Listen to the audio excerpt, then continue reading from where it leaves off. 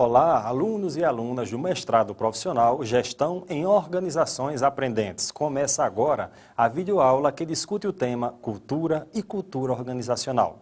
O que é cultura? Quais as características de uma cultura? Como podemos analisar a cultura em uma perspectiva organizacional? Qual a influência da cultura da organização nos processos de aprendizagem? Essas e outras questões fundamentam a interação nesta videoaula, porque aqui no MP Goa a ação é comunicativa.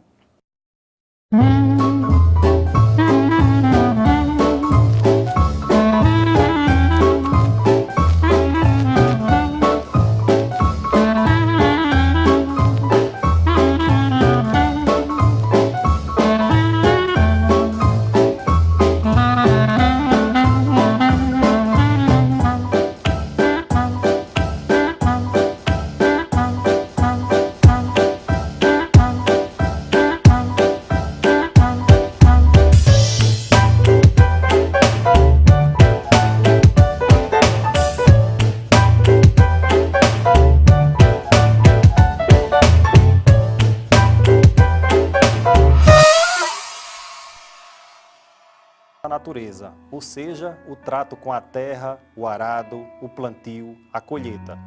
Em outras palavras, o trabalho com a agricultura.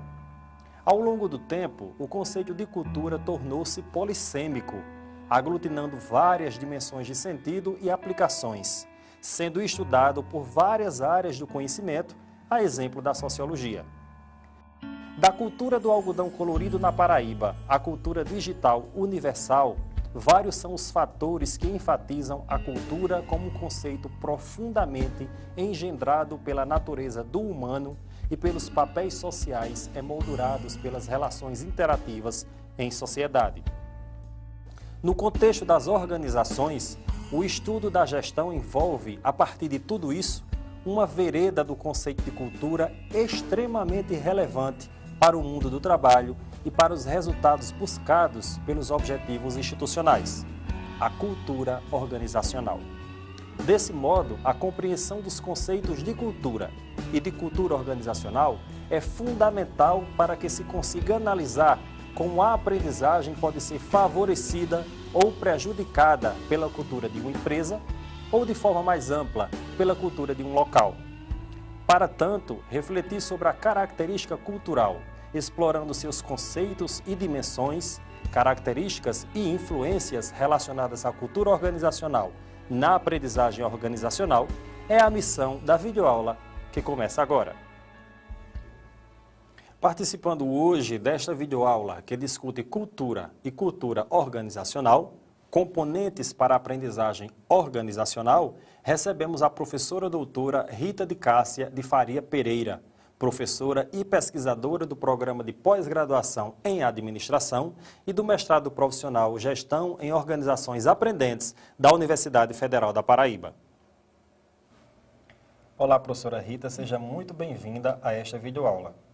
Nós podemos dizer que cultura é um conceito polissêmico e até um certo sentido também polêmico.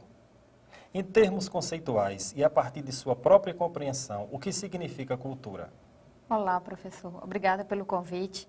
Cultura, cabe inicialmente considerarmos o conceito de cultura a partir de uma distorção no uso cotidiano da palavra.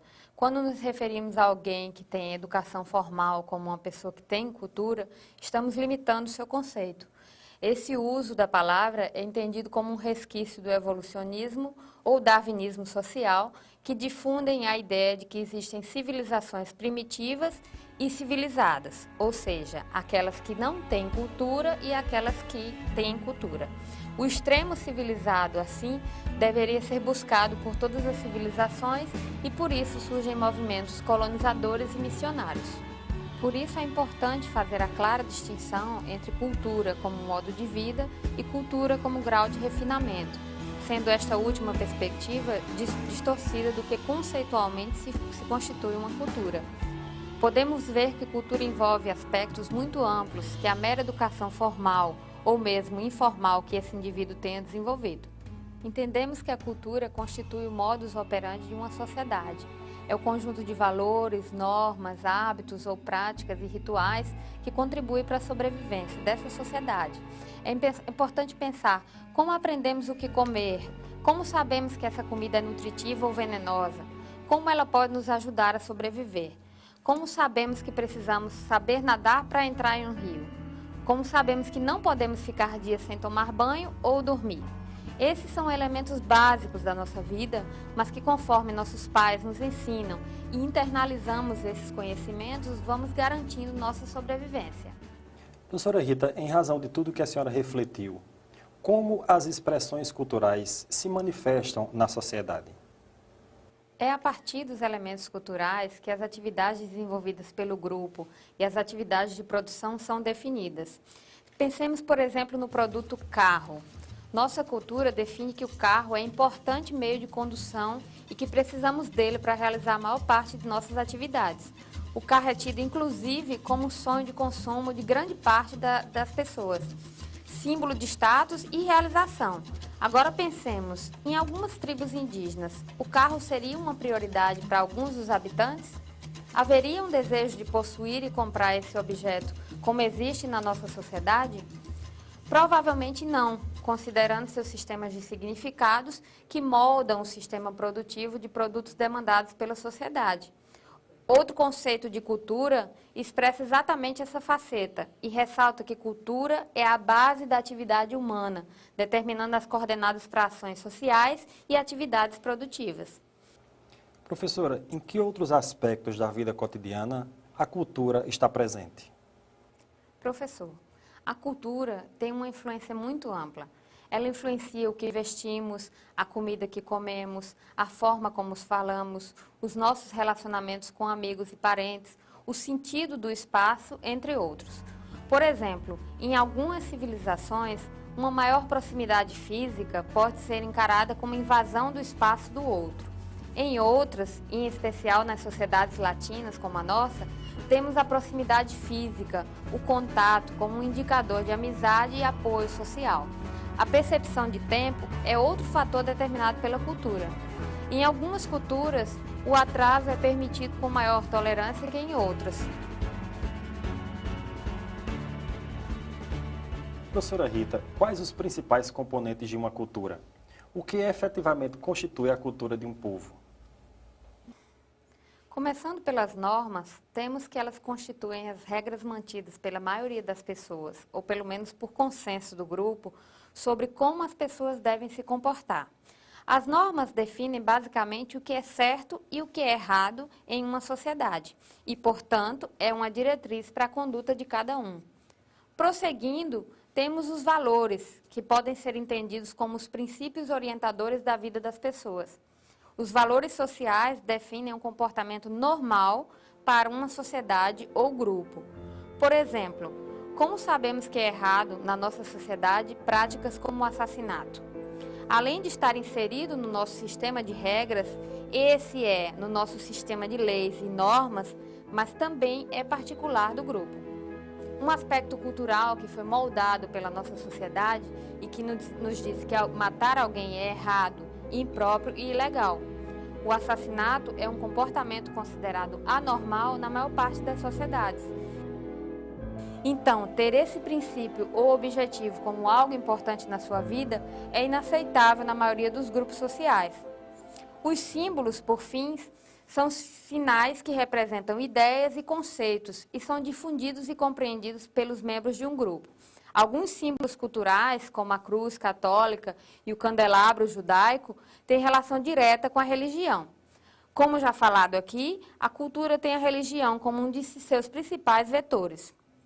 Os mitos são histórias que expressam valores importantes e ideais de uma sociedade.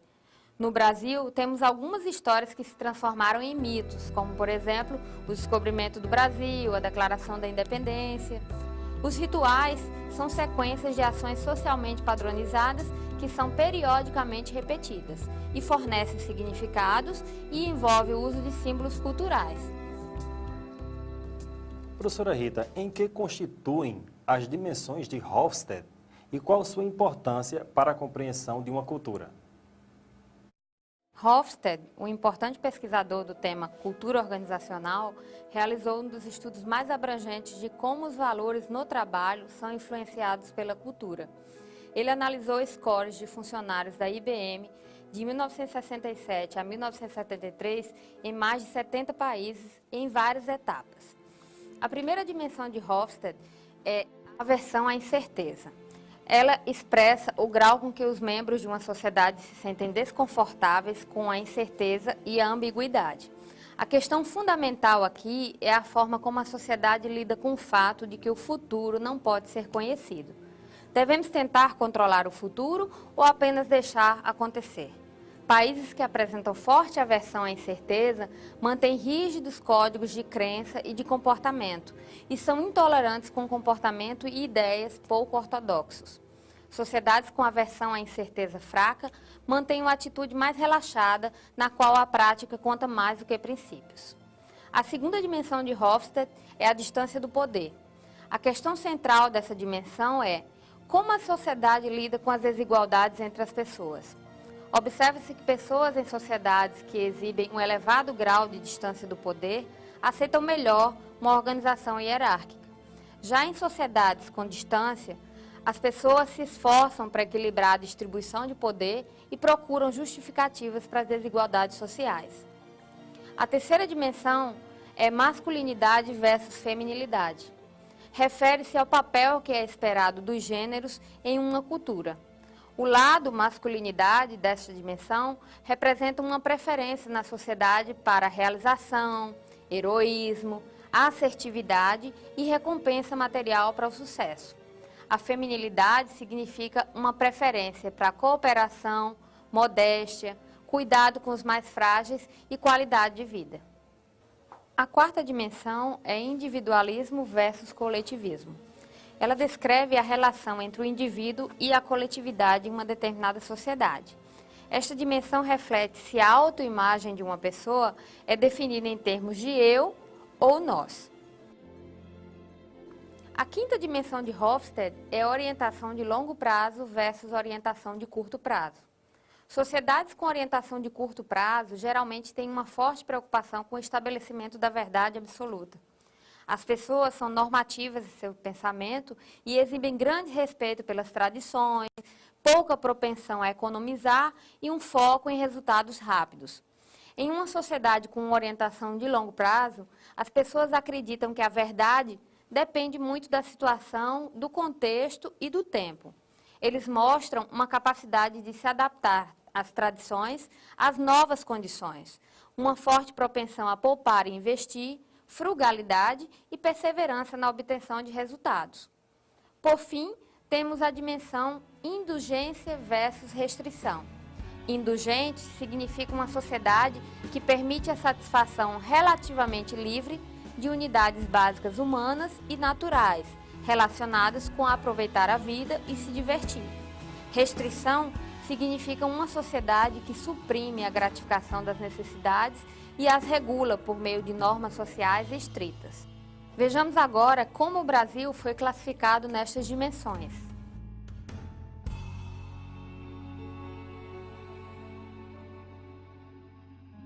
Agora, uma comparação entre Brasil e China.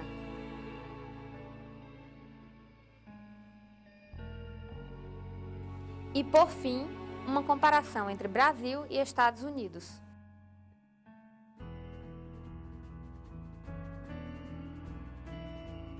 Professora Rita, transpondo todas essas dimensões para o contexto das empresas e das instituições, o que constitui a cultura organizacional? Professor Washington, para Schein, outro importante pensador desta temática, a cultura organizacional é o conjunto de pressupostos básicos que um grupo inventou, descobriu ou desenvolveu ao aprender como lidar com os problemas de adaptação ao ambiente e integração do grupo. Esses pressupostos e modelos funcionaram bem o suficiente para serem considerados válidos e serem ensinados a novos membros como a forma correta de perceber, pensar e sentir em relação a esses problemas. E quais os elementos desse tipo de cultura? São muito parecidos àqueles que falamos com relação à cultura geral. normas, valores, artefatos, rituais. Toda organização tem alguns valores organizacionais, ou seja, fins ideais valorizados por seus membros. Algumas empresas têm rituais como festas, comemorações, condecorações e símbolos como cores, bandeiras, mascotes. Enfim, a cultura organizacional se expressa da mesma forma que a cultura geral, só que em um nível micro. Professora Rita, por que é importante compreender a cultura de uma organização? Se entendermos a aprendizagem organizacional como a mudança de comportamentos decorrente da aquisição e uso de novos conhecimentos, temos que a cultura é determinante para essa mudança. Alguns fatores culturais de uma organização influenciam diretamente os processos de aprendizagem. Por exemplo, uma cultura que possui muitos valores conservadores, foco na perspectiva de curto prazo, comunicação de baixa qualidade e intensidade, competição individual e líderes que não delegam e concentram poder e informação, isso tende a inibir a aprendizagem. De forma contrária, uma cultura que privilegia o interesse dos diversos públicos, cujos líderes acreditam na aprendizagem e mudança das pessoas, há a crença no trabalho em equipe e há o estímulo à comunicação aberta entre os diversos níveis e grupos, tende a estimular a aprendizagem organizacional.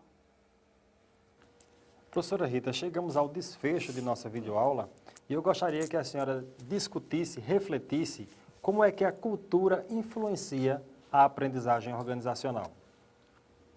A cultura de uma organização influencia os mais variados elementos de sua gestão. Por exemplo, o tipo de postura estratégica da organização, mais agressivo ou mais defensivo, deriva muito dos seus valores e do seu histórico. O sistema de gestão mais democrático ou mais autocrático também influencia e é influenciado pela cultura organizacional. Por isso, a cultura é o caminho para conhecermos profundamente a organização e entender o modo como ela funciona. Conforme percebemos na videoaula, a cultura organizacional é um importante aspecto das organizações que influencia diretamente o comportamento gerencial e, consequentemente, os resultados da organização. Nesse sentido, entendemos que a cultura e seus elementos podem favorecer o modo como os gestores definem suas estratégias e como a aprendizagem organizacional é implementada na empresa. Ficou evidente que na elaboração das iniciativas de aprendizagem, o gestor deve diagnosticar a cultura organizacional, identificando os valores que incentivam ou inibem a aprendizagem. Aprendemos que compreender o conceito de cultura é, sobretudo, refletir sociologicamente na condição humana, fator este imprescindível para a gestão em organizações aprendentes. Esta videoaula fica por aqui. No MPGoa você já sabe, a ação é comunicativa.